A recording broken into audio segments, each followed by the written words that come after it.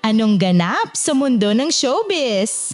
Humingi na ng public apology sina Christy Fermin, Romel Chica at Wendell Alvarez kay Bea Alonzo at sa pamilya nito, kaugnay ng mga naging pahayag nila na nauwi sa cyber libel case.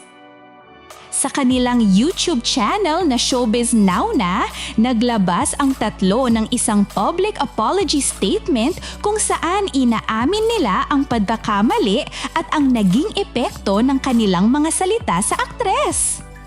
Ayon sa kanilang pahayag, humihingi sila ng heartfelt and sincere apology kay Bea at sa kanyang pamilya dahil sa pinsalang dulot ng kanilang mga statements at social media postings.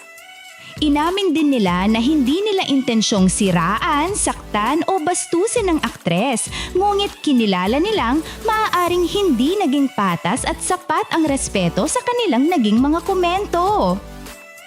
Dagdag pa nila, labis nilang ikinalulungkot ang mga hindi inaasahang resulta ng kanilang mga naging pahayag, kabilang ang umano'y public persecution na naranasan ni Bea.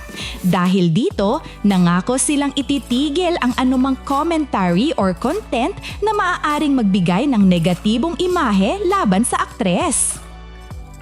Nagpahayag din sila ng pasasalamat kay Bea Alonzo sa pagiging bukas umano nito sa resolusyon at pagpapatawad na nagbigay daan upang tuluyan ng maayos ang issue at maibasura ang cyber libel case. Sa kanilang pagtatapos, umaasa ang tatlo na makakapagsimula silang muli sa mas maayos na ugnayan na may bagong pag-unawa at respeto sa isa't isa.